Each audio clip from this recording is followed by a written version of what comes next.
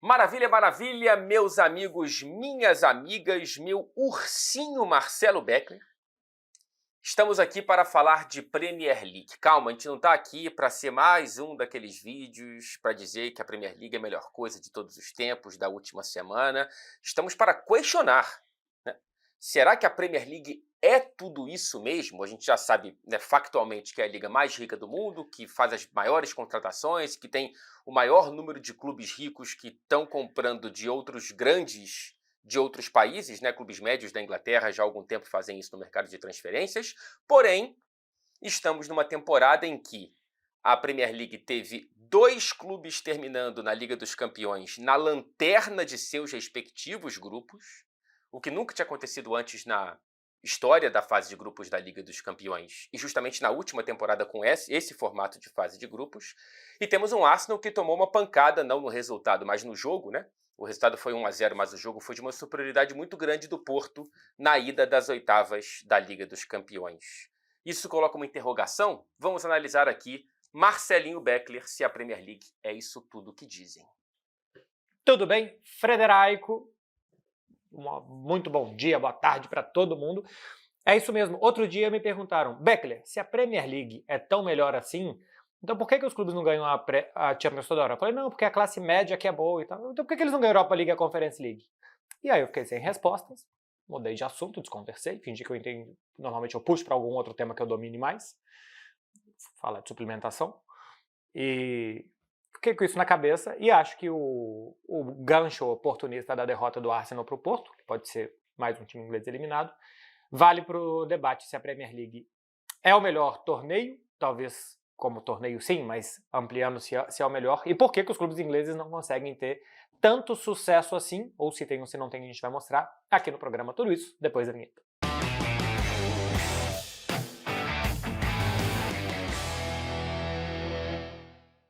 Aí é o seguinte, Frederico, a Premier League, se a gente for pegar a temporada 13 e 14 até 22 e 23, e esse vai ser o recorte que a gente vai usar em todo o programa, porque são as últimas 10 temporadas, se a gente for pegar, a Premier League é quem mais gastou dinheiro. Ou seja, é a liga mais rica. Quem mais gasta dinheiro, em teoria, tem mais obrigação de conseguir bons resultados. Para vocês terem ideia, aqui de fonte ao Transfer Market, a Premier League gastou nos últimos 10 anos 17,34 bilhões de euros, 1.000 milhões de euros. Claro que também arrecadou, porque tem muitas transferências internas, o saldo é de menos 9,5 bilhões de euros, ou seja, saiu mais dinheiro do que entrou, saiu 9 bilhões e meio a mais de euros do que entrou. Segundo colocado, para vocês terem ideia, em saldo é a Série A italiana, com 1,4 bilhão de euros, diferença do que saiu para entrou. La Liga tem 634, a Bundesliga 697, são as ligas que mais investiram dinheiro, que mais gastaram dinheiro nos últimos 10 anos. Ou seja, Fred, gastou mais do que o dobro, se a gente for pegar não só de transferências internas, mas o que adquiriu de ligas externas, né? Inclusive dessas próprias ligas aqui, é quase 6 vezes mais do que a segunda colocada, que a Premier League gastou e investiu. E ainda assim, daqui a pouco a gente vai ver que talvez não tenha esse domínio todo na Europa. Ainda que esse domínio financeiro, econômico, ele não se traduza num domínio equivalente esportivo quando a gente fala de competições europeias, que é quando essas ligas se enfrentam, é a amostra que a gente tem, né? É fácil entender por que a Premier League gasta tanto. Grande parte desses gastos vem também por conta de arrecadação com direitos de transmissão, né? A Premier League, por ano, ela fatura atualmente cerca de 1,75 bi de euros entre direitos para o próprio Reino Unido e internacionais.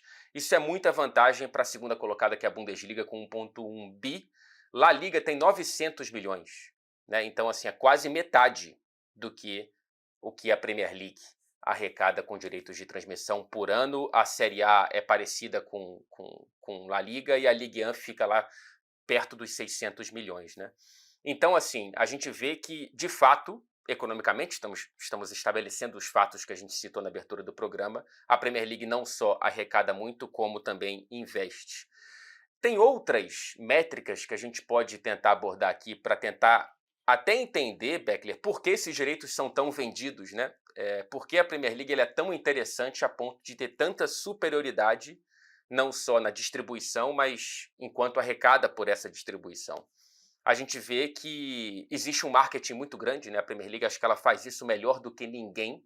A gente tem isso muito bem colocado em como o produto é tratado pela própria Premier League antes de distribuir, e tem várias regras de distribuição, assim, de como as TVs de cada país, mundo afora, tem que tratar a Premier League, tem que exibir a Premier League, a qualidade dos gramados e a transformação do futebol, né? De um futebol que era visto majoritariamente e primordialmente como só físico e sem muita beleza, para a reunião de, não todos, mas de grande parte dos melhores jogadores do planeta. Isso se reflete nessa temporada. É curioso a gente ver que a Premier League está nesse recorte até o começo de fevereiro, que eu achei, com a melhor média de gols da era Premier League, uma média de 3,2 gols por partida, superior à própria Bundesliga, mas já muito equivalente, 3,18, La Liga com 2,64, a Série A italiana, que vinha se colocando como uma das melhores nesse quesito, caiu um pouco para 2,55, e Ligue 1 com 2,51. Então, assim, há outras métricas pelas quais a gente pode tentar explicar como que a Premier League se vende tão bem, Beckler. Sim, inclusive sobre isso de média de gols, eu vi que fevereiro foi o mês de maior média de gols da história da Premier League, dentro de um único mês. Isso, a gente graças ao Arsenal, bastante. Sim, e o Sheffield também deu uma boa parcela de ajuda aí, porque contra quem ele joga, ele sempre entrega o que se espera dele, que é sofrer muitos gols e marcar basicamente nenhum. E tem uma questão que tudo bem, eu estou de acordo, a Premier League é a melhor liga como produto, como tudo isso, né? Assim, é uma liga rica, que consegue contratar olhando bons para dentro, né? Sim, que consegue enfraquecer outras ligas, inclusive, né? Quando o Isaac sai da Real Sociedade e a gente vê que a Real Sociedade joga bem e não faz gol, e o Isaac tá lá no Newcastle, você fala, pô, se esse cara tivesse aqui, esse time espanhol estaria muito melhor na Liga dos Campeões. Quando consegue tirar Lucas Paquetá e Bruno Guimarães do Lyon para sua liga, você enfraquece o time francês, você não fortalece outros, porque eles podiam sair do Lyon e vir para Barcelona, e para o Real Madrid, e para... O Paquetá, inclusive, saiu do futebol italiano, mas podia... Esses dois jogadores poderiam jogar na Inter de Milão, mas não, vão jogar em clubes de classe média da Premier League, Newcastle e West Ham. Então eu acho que como liga, isso é muito bom, porque todo jogo tem algum atrativo, todo jogo parece bom, existe muito equilíbrio entre os times. Pô, alternância no poder, mais ou menos, né? O Manchester City ganhou 5 das últimas 6. Se for ver, o campeonato italiano teve 4 campeões diferentes. O Paris Saint-Germain não conseguiu ganhar 5 das últimas 6. Acho que o Paris Saint-Germain conseguiu, na verdade, mas em 7 não, porque aí entra o Mônaco já. E o Bayern de Munique sim conseguiu ganhar as últimas 11 edições do campeonato alemão. Um parênteses, o que não é novo, né?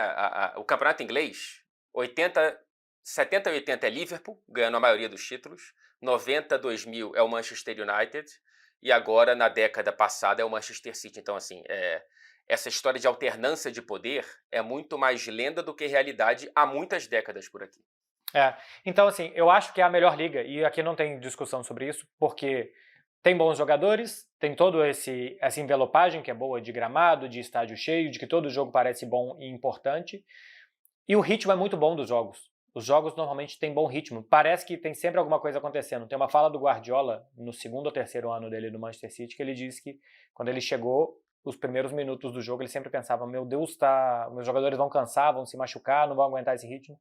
E depois ele reassistiu o jogo e não tinha acontecido nada naqueles 15, 20 minutos. Simplesmente o ritmo que parece ter, que tudo parece que é importante, que todo lance parece que vai definir o jogo. Então isso eu não tenho dúvida que torna a Premier League a melhor, pelo menos internamente, Fred, como produto. Isso eu acho que a gente está de acordo, né? Sim. Agora, tem um ponto que aí é muito mais subjetivo do que analítico, antes da gente entrar no desempenho europeu, Beckler, que é a questão de capturar o imaginário das pessoas, né? E aí eu acho que a gente pode muito falar sobre o mercado brasileiro, o mercado sul-americano um pouco, mas acho que o mercado brasileiro especialmente, claro, que assim, a gente tem a Série A italiana como uma grande marca europeia no Brasil na década de 90, né? As pessoas assistiam bastante, inclusive em TV aberta, o campeonato italiano. Depois, mais para os anos 2000, a gente teve, fim dos anos 90, início dos anos 2000, a chegada, acho que mais efetiva, de Barça e Real Madrid. e a gente tem o Ronaldo Fenômeno no Real Madrid, o Ronaldinho do Barcelona, e aí a gente tem essa década absurda que é incomparável de impacto mundial e, claro, também sul-americano, de Messi no Barcelona e Cristiano no Real Madrid. E eu acho que a Premier League nunca teve e não tem isso, essa capacidade de conseguir entrar no imaginário sul-americano de uma maneira quase que, sei lá, cara, quase que de criar sonhos de você querer vestir uma camisa específica, assim. Tanto é que, até hoje, o grande sonho do jogador sul-americano médio é vestir a camisa do Barcelona ou do Real Madrid, né? Assim, o Suárez saiu do Liverpool, onde ele poderia ficar 10 anos, e escolher para o Barcelona. O Coutinho fez a mesma coisa. Isso só para citar 2 exemplos do Liverpool, que é um dos maiores clubes do mundo, o maior campeão da história do futebol inglês, né? Contando títulos nacionais e internacionais. Então, assim, a gente pode debater aqui números de diversas métricas, mas a questão da subjetividade, da captação e da captura do imaginário das pessoas, eu acho que, cara, Barça e Real Madrid são outra coisa. Eu não falo nem de La Liga. Barça e Real Madrid jogam um campeonato entre eles. Até porque também, se a gente olha o resto de La Liga aqui, é muito difícil que Atlético de Madrid, Sevilha, Betis, que tenham o mesmo atrativo. Mas, por exemplo, o Denilson veio do São Paulo para o Betis, foi a maior transação daquela época no futebol, quase 30 milhões de dólares. Acho que o futebol italiano foi o primeiro a se abrir às grandes contratações de brasileiros, né? Falcão, Toninho Cerezo, Zico, Júnior, olha aí, sempre tem Júnior. Não é pauta do programa de hoje. E outros jogadores estrangeiros, o Klinsmann, o Lothar Matthaus, outros estrangeiros de todos, o Van Basten, nos anos 80, foram para a Itália. Maradona. E depois, então, Maradona veio para o Barcelona e depois na Itália, e aí acho que o futebol italiano teve isso com os sul-americanos e com o público estrangeiro de modo geral. Acho que Barcelona e Real Madrid captam grandes estrelas do futebol mundial nesse período que você disse, primeiro com os brasileiros e depois com internacionais. E tem alguma coisa que está hoje na cabeça de todo jovem jogador de 20 a 30 anos, que eles cresceram vendo, por exemplo, a geração de Ronaldinho, depois Messi, Neymar e Suárez no Barcelona. Quem hoje tem 25 anos, quem nasceu em 1999, quando o trio MSN se é formado em 2014, tinha 15 anos. E antes disso o time do Guardiola... E o Cristiano no Real Madrid, né? E o Cristiano no Real Madrid. Antes disso tinha 10 anos de idade. Então cresceram, os adultos de hoje cresceram nessa geração. Talvez as crianças de hoje estejam crescendo com Haaland, com Salah, com De Bruyne, o que engaja menos os sul-americanos, porque não tem uma grande estrela sul-americana, tem muitos bons coadjuvantes, mas não uma grande estrela sul-americana. Se você vai em países da África, em países da Ásia, os times ingleses eu acho que tem muito mais penetração do que os times espanhóis. Sem nenhuma dúvida. Quando você olha para o que o Son está fazendo pelo Tottenham, o que o Park Ji-sung fez antes pelo Manchester United, diversos jogadores nascidos ou de famílias que nasceram no continente africano, o que o Salah faz pelo Egito, no Liverpool. Então, assim, é um impacto muito grande, mas a América do Sul, eu acho que ainda não teve uma estrela que tenha vivido o ápice, uma estrela, tá? Num clube inglês. Né? O próprio Suárez, que viveu uma temporada maravilhosa pelo Liverpool, depois foi pro Barcelona para viver o próprio auge. Né? O Kun Agüero viveu isso no Manchester City, mas viveu no Manchester City que não ganhava tanto também, né? Ganhou a Premier League com aquele famoso gol dele, depois ganhou mais uma que ele estava lá, mas... Primeiro ele não era grande estrela argentina. Exatamente. Primeiro que ele não era grande estrela argentina e segundo que era um clube que estava se forjando ainda como um clube médio na Inglaterra, né? Porque o Manchester City era o início daquele projeto, ele foi a primeira grande estrela daquele projeto. Se a gente muda de página para falar sobre o desempenho dos times ingleses na Europa, preparei aqui uma pesquisa para a gente, Fred, e a gente pega para ver presenças em oitavas, quartas, semifinal e título dos ingleses comparados a outras ligas. Eu comparei nos últimos 10 anos. Nos últimos 10 anos. Comparei com Espanha, Itália e Alemanha. A gente vê que, por exemplo, os ingleses chegaram a 37 oitavas de final de Liga dos Campeões. Em 10 anos, se for pegar que tem 4 por ano, tudo bem que de vez em quando tem 5, porque ganha uma Europa League e tal. Seriam 40 ingleses, né? Em 10 anos. Em 37 eles estiveram nas oitavas de final, por exemplo. Tiveram 19 quartas de final, 10 semifinais, 7 finais e foram campeões de Liga dos Campeões nos últimos 10 anos, 3 vezes. Não vamos passar tudo aqui não, mas só para comparar com a Espanha, os espanhóis estiveram em 31 oitavas de final de Ligas dos Campeões, 23 quartas de final, 14 semifinais, 8 finais e foram campeões 6 vezes. Não tem maior presença nas oitavas, mas a partir das quartas de final, os espanhóis tiveram mais presença do que os ingleses sempre nas fases decisivas. Se a gente pega para ver um total disso daqui, de competições europeias, Champions, Europa League e Conference League, a Inglaterra esteve em 56 oitavas de final. Espanha 57, Alemanha e Itália 45, contando as 3 competições. Em quartas de final, a Inglaterra esteve em 32 clubes ingleses estiveram presentes, né? Assim, mesmo que repita o nome do clube, mas estiveram ali 32 vezes em quartas de final, 38 vezes a Espanha, 23 a Alemanha, 13 italianos. Semifinais, 25 espanhóis, 21 ingleses, 10 alemães, 7 italianos. Semifinais, 15 espanhóis, 13 ingleses, 2 alemães. Não, finais. Finais. Esse 15, 13 são decisões, né? São de decisões. Era 57, depois 38 da Espanha. Agora sim, quartas de final. 25 espanhóis, 21 ingleses, 10 alemães, 7 italianos. Finais, 15 espanhóis, 13 ingleses, 2 alemães, 1 italiano. A Espanha ganhou nos últimos 10 anos 13 títulos europeus, a Inglaterra ganhou 6, a Alemanha ganhou 2 e a Itália ganhou 1 título europeu nos últimos 10 anos. Então a gente vê, Fred, que o domínio da liga, do dinheiro, da atração ainda não se reflete nas competições europeias, né? Pois é. E cara, aí é um debate que eu acho interessantíssimo e muito difícil de você achar uma resposta só, porque isso acontece, né? Eu acho que, em algum grau, existe uma questão dos clubes ingleses olharem muito para a própria liga e menos para a Europa quando o assunto não é Liga dos Campeões. Eu sinto que os clubes... Acho que agora está mudando mais recentemente, né? Mas os clubes eles não levam tão a sério a Europa League, até porque muitas vezes são clubes que não conseguiram se classificar para a Liga dos Campeões e depois olham para a Europa League com um pouco de desdém. Não é o caso, por exemplo, nessa temporada de West Ham, de Brighton, do Aston Villa na Conference. O West Ham conseguiu criar uma grande história na recém-criada Conference League, o que tirou o time de uma fila de mais de meio século sem título internacional. Então, eu acho que isso está mudando um pouco. Mas acho que, no geral, cara, existe uma falsa correlação ou uma expectativa de que a gente pense, cara, beleza, gasta mais, a liga é boa, isso quer dizer que o time é melhor do que outros de outras ligas. Na prática, isso não está sendo mostrado. Quando a gente vê o Sevilla fazendo o que faz, o Villarreal fazendo o que fez em algumas vezes contra ingleses e outros tantos, o Sporting eliminou o Arsenal na última Europa League, né? Então, não sei, eu acho que essa correlação ela não é tão objetiva assim. Eu tenho dificuldade, já que isso aqui é um programa para a gente explicar, porque os times mais ricos, mais estruturados, que têm uma competição interna muito forte, que eles não consigam, quando jogam contra times de outras ligas, terem um domínio absoluto.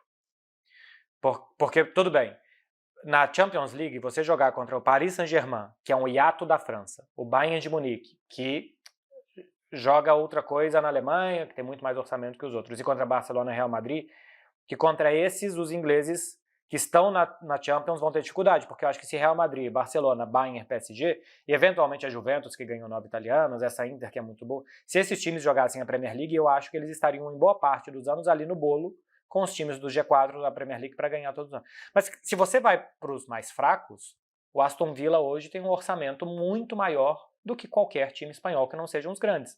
Você fala, cara, o Aston Villa tem que ter uma era ganhando a Europa League como fez o Sevilla, o Aston Villa, ou o West Ham, ou o Manchester United, ou o Tottenham, por exemplo, né, que caiu algumas vezes para a Europa League e que sempre fez água quando chegou ali.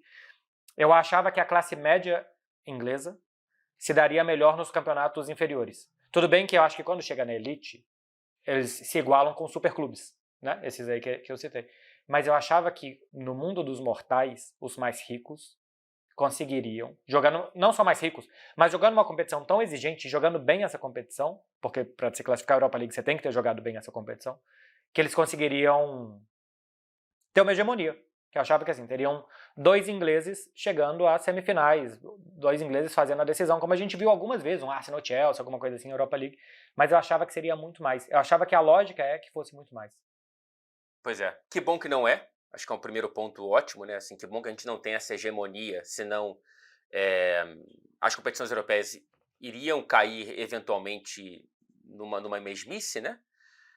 Na Liga dos Campeões, como você disse, é diferente, tanto é que, cara, eu não fiz a pesquisa aqui, mas só assim de memória, de cabeça, a gente já teve recentemente 2 finais que foram só inglesas, né? O Tottenham e o Liverpool e o City com o Chelsea. A gente tem representantes ingleses na maior parte das últimas finais. Na maior parte dessas últimas finais tínhamos pelo menos um inglês. E algumas vezes com 3 dos 4 semifinalistas ingleses, ou pelo menos metade. Então, assim, na Liga dos Campeões eu acho que a coisa tá meio que dentro do esperado. Vai competir com esses superclubes e às vezes vai ganhar, às vezes vai perder. Mas o mistério da Europa League e agora da Conference League, que a gente tem que esperar um pouco mais para ver a evidência, mas na Europa League principalmente, eu acho muito interessante, né? Como que um clube como o Sevilha conseguiu virar o Real Madrid dessa competição e não, como você falou, agora é o Aston Villa, mas poderia ter sido algumas temporadas atrás, sei lá, o próprio West Ham ou agora o Brighton, enfim, eu acho difícil explicar o que faz com que esse programa ele falhe na sua cobertura, Marcelo. É verdade. E que, inclusive, vai ser um programa para ser completamente jogado no lixo. A gente claramente fez um tema que não serve para nada, só para chegar para o Out of Context, e ainda tem mais 2 temas para tocar antes de chegar no a coisa que interessa aparentemente para o público do programa. Inclusive, teve um comentário que foi assim: assisti o programa inteiro, eles só são engraçados em poucos minutos, era alguma coisa assim. Isso aqui não é um programa de humor, isso aqui é um programa jornalístico. A gente estudou, a gente fez faculdade para isso. Para tentar até hoje explicar. Esperando o diploma. É verdade, ainda tem isso. Eu também nem sei se eu tenho o meu por aí. Bom, mas pelo menos fui lá, fiz a formatura. História engraçadíssima, inclusive, da minha formatura com outros formandos no palco. Enfim. Tentando explicar ainda sobre esse fenômeno dos ingleses não chegarem, a gente parte para um outro ponto, que é a nova Champions, com 36 clubes, e pode ser que tenha mais inglês ou não, depende do ranking, né? 2 vagas das 4 a mais serão para os melhores colocados nas competições europeias daquele ano. Hoje é Itália e Inglaterra, né, que lideram esse ranking no momento que a gente está gravando esse vídeo. Agora, a gente já vai poder ter enfrentamento de times grandes na primeira fase e nos mata-matas, porque hoje eles são protegidos até as quartas de final, né? Que times do mesmo país não podem se enfrentar, então eles podem chegar mais longe. Então eu acho que isso pode ser bom, Fred, mas pode ser ruim para os ingleses, porque a gente está vendo aqui que da primeira fase de 40 passaram 37. Então eles normalmente passam na primeira fase, mas normalmente quando chega o mata-mata os ingleses começam a sofrer e passar ou não passar. Então talvez a próxima Champions seja ainda pior para os anseios da Inglaterra, de como a gente vê no próprio museu britânico, levar absolutamente tudo que eles vêm pelo caminho. Exatamente. Se tem uma coisa que o britânico sabe fazer, é chamar de seu o que não é seu. Você sabe por que as pirâmides estão no Egito? Por quê? Porque elas não cabiam nesse museu. É verdade. É verdade. Mas deixa eu falar um ponto aqui sobre essa projeção. Eu ainda estou curioso para saber como que isso vai se encaixar no calendário e o quanto que a gente vai ter de distribuição de elenco entre... Que aí vai ter que priorizar, cara. Assim, tá ficando tão inchado, e temos 2 Copas aqui na Inglaterra que já servem mais ou menos como respiro de elencos, né? A gente vê a molecada jogando. Até mesmo outro dia o Southampton, da 2ª divisão, poupou jogadores contra o Liverpool na Copa da Inglaterra porque entende que brigar pelo acesso à Premier League é mais importante do que seguir adiante na Copa principal do país. Eu estou curioso para saber como que vai ser a rodagem de elenco, mas de qualquer forma pode ser ruim sim para os ingleses ou pode ser uma chance de provar que não. Sei lá, esse domínio financeiro, que aí é outro programa que a gente pode ter mais para frente, que pode mudar, né? O fair play interno está começando a mostrar os dentes, né? Antes era um fair play banguela, né? Que antes de dormir colocava a dentadura dentro de um copo d'água. Muito difícil comer amendoim. Muito difícil. Você vê que praticamente não tem nenhum prato inglês que leve amendoim. É verdade. É só purê de batata. Bituca de cigarro. e bituca de cigarro, junto. É, E aí o chama fair play smoker financeiro... smash potato. E você pensa que vai vir um prato defumado, mas na verdade ele está fumado. Exatamente. Assim como dizem que a gente está. Mas é mentira Mentira. na grande maioria das vezes. Exato. Nesse momento, você pode fazer um teste aí que certamente eu vou falsificar. Tal qual exames de DNA. A gente já foi. A gente nem começou. Não, nem começou. Último comentário antes de a gente ir de vez. O fair play financeiro da Premier League está começando a reduzir esses gastos, tá? Esse rombo aí de 9 bi que você mostrou na última década, eu acho que dificilmente se repete na próxima. Porque a Premier League está tentando demonstrar para o governo inglês, numa briga política, para não ter interferência estatal dentro da liga, que consegue controlar os gastos, etc e tal. Por isso, inclusive, que o Newcastle está vendo quem vende, em vez de pensar em comprar o Mbappé. Né? 10 anos atrás já seria a realidade do Newcastle, agora não é. A Premier League está tentando mudar um pouco. Então eu não sei se tem vida longa o Isaac indo para o Newcastle em vez de ficar na Real Sociedad. O próximo Isaac não sei se vai continuar na Real Sociedad ou vai seguir o curso natural de ir para algum grande da Espanha e tudo mais. Não sei. É uma questão que eu acho que pode impactar nessa projeção esportiva em competições europeias também. Você sabe como que chama o próximo Isaac? Isaac Júnior? É isso mesmo. Sabia que você não ia me decepcionar. Chama o quadro. Gente, vamos, se é que a gente já não tá, né? No Out of Context.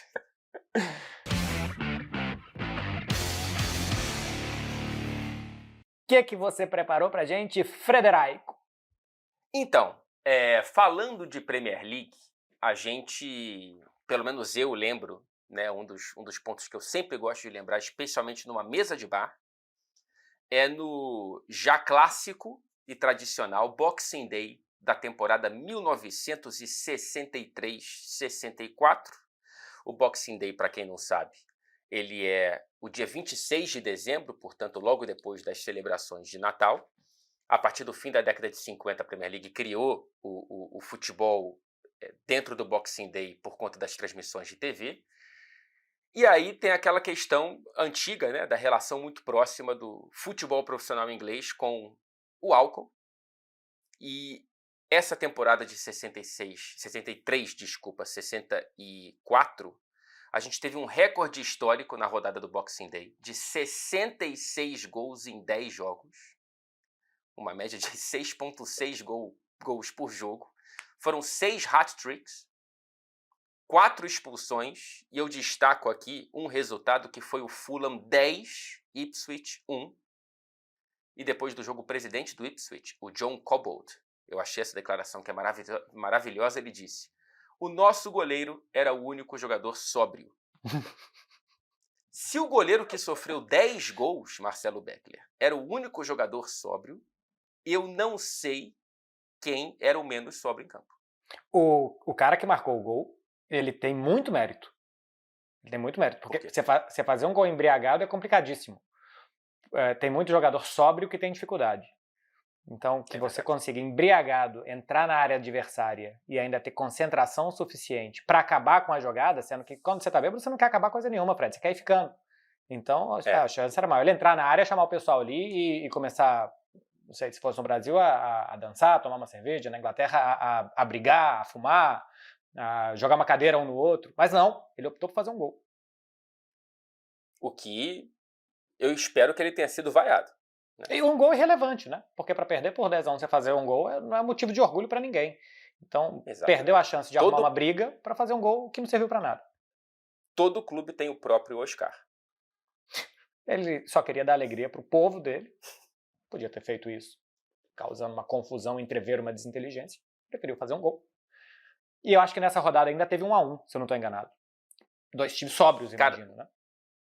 Teve um 2-0 decepcionante. Você imagina a torcida que foi nesse jogo? 26 de dezembro, frio, 2-0, eles ficam depois sabendo, porque não tinha como saber na hora, que teve 10-1, teve 6-7, teve briga.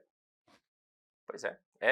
Assim, o 2-0 realmente deveria ter sido retirado ou então revertido para uma partida, para refazer a partida para ver se eles conseguiam fazer mais gols. Teve também, cara, um Liverpool 6, Stoke 1, e curiosamente, em meio a toda essa festança, o técnico do Liverpool, o histórico Bill Shankly, ele proibiu que o time bebesse qualquer gota de álcool. E aí o Liverpool foi lá e levou a sério e goleou, coitado do Stoke, 6-1, o Liverpool que terminou a temporada como campeão, porém, será que valeu a pena? É um campeonato triste, né? E outra coisa, faltou combinar com o Stoke City. Porque com certeza, Pois é. esse técnico é do Liverpool que você citou, era técnico só do Liverpool, não era técnico do Stoke. Então eles não tiveram nenhuma orientação do ponto de vista profissional de não ingerir álcool durante todas as festividades anteriores. E chegaram achando que iam jogar contra o Ipswich e tal. Não jogaram e perderam por 6-1. E ainda assim teve alguém que fez um gol e um time só de sóbrios. Pois é. Impressionante. Continuando a nossa ode ao futebol inglês, em 1999 foi a última vez que um time da Premier League entrou em campo com uma equipe 100% inglesa, Frederico. O resultado, Coventry 4, Aston Villa 1. Pergunta, qual era o time formado 100% por ingleses? Não era o Coventry, não era o vencedor. O Aston Villa perdeu por 4-1, time completamente inglês. No mesmo ano, em 1999, só que eu acho que já era a temporada seguinte, 99-2000, pela primeira vez um time 100% estrangeiro entrou em campo na Premier League. O resultado foi Southampton 1, Chelsea 2. Quem era o time 100% estrangeiro? Não era o Southampton. Chelsea, com De Goy holandês, Alberto Ferrer espanhol, Leboeuf francês, Emerson brasileiro, conhecido como Paredão, um nome curioso para um jogador que nunca atuou no futebol brasileiro, Babayaro nigeriano e Petresco romeno, Ambrosetti da Itália, Di Matteo da Itália, Payet do Uruguai, Deschamps da França e Tore André Flo da Noruega. Nem o técnico era inglês, para ver o sucesso completo desse time, Gianluca Vialli. Só estrangeiros, jogou contra um time, aliás, do Southampton que eu contei, tinham 6 ingleses, não sei quantos deles estavam em condições de jogo, embriagados ou não, o jogo foi no mês de abril, que não quer dizer nada, e o Chelsea venceu por 2-1. Agora, em 1993, quando a gente tinha muito mais ingleses do que estrangeiros em campo, QPR, Queen's Park Rangers, que eu não sei se ainda existe ou não, e Manchester City, existe, mas está em divisões bem inferiores já, né? Não, está firme e forte rumo à inexistência. Tá um projeto com bastante coerência, né? Porque já está há muitos anos buscando e um dia o QPR vai chegar lá. Se enfrentaram 16 jogadores ingleses em campo em 1993 e a gente separou os melhores momentos.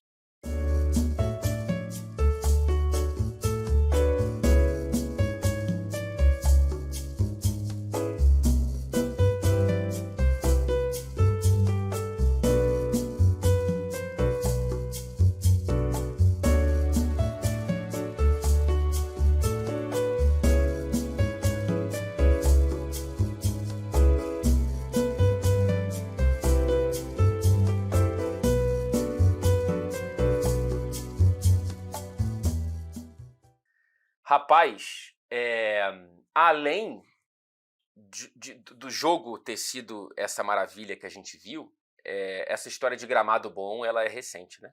Uhum. Que lamaçal, hein? Foi basicamente um quadro do Caldeirão do Hulk. Exatamente. O problema é que ninguém ganhou uma reforma na casa, né? Depois disso aí, o jogo terminou empatado, ninguém ganhou nada. Em algum momento... nem uma reforma dentária que seria ainda mais interessante para um jogador inglês. Ou uma reforma capilar também. Também. Inclusive no gramado. Tem um momento desse lance que eu tenho dificuldade de saber quem tá atacando e quem tá defendendo. Que eu me perco nas próprias lambanças feitas pelos jogadores e eu já não sei mais quem é ataque e quem é defesa, o que eu imagino que não seja um problema só meu, tá? Eu acho que isso também pode ter acontecido entre os jogadores do Queen's Park Rangers e do Manchester City. Quando você vê que os seus próprios jogadores estão te desarmando, eu acho que é uma questão até filosófica ali que acontece. Você pensa, quem é meu amigo e quem é meu inimigo aqui? Então, mas aí tem um outro problema que é o seguinte, se você está desarmando um companheiro seu de equipe, mostra uma falta de confiança total. Só que você tem que ser muito autoconfiante em você próprio para achar que você pode fazer melhor do que ele. E pelo que a gente viu aí, eles não sabem. Eu acho que no fim das contas, aquilo ali era uma tentativa da Premier League mostrar o que tinha que mudar, né? Então ali os clubes revolucionaram o futebol inglês porque viram que aquilo ali realmente não iria chegar a lugar nenhum e a seleção inglesa continuaria sem ganhar nada. E a gente viu que até hoje eles conseguiram. A Sim. seleção inglesa segue sem ganhar nada. E eu acho que eles ficaram com medo também de inventar mais um esporte. Porque inventaram futebol meio acidentalmente, saindo do rugby. Eu acho que eles podiam inventar mais um esporte a partir daquilo ali. Que ia ser um esporte em que consiste em você roubar a bola dos seus próprios companheiros e levar ela a lugar nenhum. Resumo. Frederico, debatemos e tentamos explicar no programa de hoje por que a Premier League é um torneio tão rico, e a gente mostrou aqui que a diferença de compras e vendas em relação à segunda liga que mais compra e vende na Europa é de 6 vezes mais do que a Premier League fez nos últimos 10 anos. Por que uma liga tão rica, que consegue contratar normalmente os melhores jogadores, que tem o torneio que todo mundo considera o melhor, não consegue desempenhar da mesma forma nos torneios internacionais, nos torneios da UEFA. Nesta edição, 2 caíram na fase de grupos sem nem ir para a Europa League, e o Arsenal está andando no arame, porque perdeu do Porto 1-0. Nós tentamos explicar e eu acho que a gente não chegou a nenhuma conclusão. Eu acho que a gente chegou a várias conclusões, menos a que o programa tinha como intuito, né? O que eu acho que às vezes é um mérito. Né? Tem cientista que vai querer descobrir uma coisa e descobre outra e acaba sendo famoso pelo que ele nem tentou descobrir e acabou acidentalmente esbarrando. É o que a gente fez aqui no programa de hoje. E eu acho que isso é um belo resumo de como foi tratado o tema, se a Premier League é isso tudo. Eu acho que é muita coisa, é uma liga muito boa de se assistir, é uma liga muito boa de você consumir, é uma liga muito boa enquanto competição do bloco médio, do bloco baixo, porém, existe uma romantização excessiva de que tudo é mais cheiroso por aqui, e se tem uma coisa que a Inglaterra não é cheirosa. Para concluir, é a melhor liga, é a mais divertida de assistir entre as europeias, acho que é onde tem mais bons times, só que o futebol se joga de várias formas, e às vezes os outros times conseguem achar antídotos para neutralizar o futebol inglês, que é muito rápido, que é muito intenso, mas, por exemplo, o que o Porto fez contra o Arsenal que vem, de antes da gente gravar esse programa, 20 gols nos últimos 4 jogos, ou 25 gols nos últimos 4 jogos, alguma coisa assim, uma média de 4 ou 5 gols por jogo no campeonato inglês, e o Porto conseguiu não sofrer nenhuma finalização no alvo, porque existem várias formas de jogar, e a partir do momento que você consegue ver o que seu adversário tem e fazer algo diferente, você neutraliza aquilo. O Real Madrid foi capaz de, em Anfield, fazer 5 gols no Liverpool há 2 anos. Então, outros times de outras culturas futebolísticas conseguem, em algum momento específico, acho que em longo prazo, em torneio de pontos corridos seria mais difícil, mas se fazer forte contra os times ingleses. Vamos ver nos próximos anos se isso vai ser uma tendência de que os ingleses cheguem cada vez mais, que ganhem cada vez mais, ou se a gente chegou num platô de que é isso que eles conseguem, como a gente viu nos 10 anos anteriores. Aliás, é interessante agora que a gente está vivendo os últimos capítulos do Klopp no Liverpool, na era Jürgen Klopp dentro da Liga dos Campeões, o Liverpool só caiu para times de Madrid, ou para o Atlético, ou para o Real. Né? Não caiu para nenhum outro clube ou nenhuma outra nacionalidade, nem mesmo os ingleses, né? Sempre que enfrentou ingleses passou adiante. Então, é uma pedra no sapato, a Espanha geralmente, mas não só. É isso. Meu povo, chegamos ao final de Fred e Beckler Explicam desta semana. Semana que vem tem mais. A gente gostaria muito que vocês deixassem aqui no comentário uma conclusão que vocês chegaram. A gente, de fato, não conseguiu chegar a uma conclusão, porque a Premier League é tudo isso e não consegue mostrar tudo isso sempre na Europa. Então, né, Fred, se as pessoas quiserem comentar aqui a qual conclusão elas chegam, a gente fica muito agradecido. Por favor. E aí, depois o nosso querido Pseudo vai destacar os melhores comentários para a gente aprender e, dessa vez, subverter o programa. Vocês nos explicam a conclusão de um tema que eu acho maravilhoso. Agora, Beckler, uma dúvida. Por que você estava bebericando água durante o programa? Eu não bebi não, Fred. Eu tô com sede, eu falei muito. Tá bom. Meu personal falou para me manter hidratado. Questão de saúde.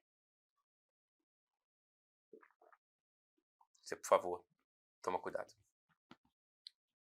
Lembrando que isso aqui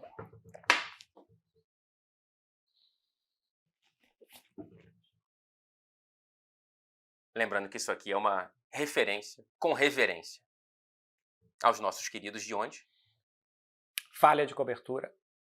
Choque de Cultura, último programa do mundo. E demais produções. Valeu, Beckler. Boa tarde, gente.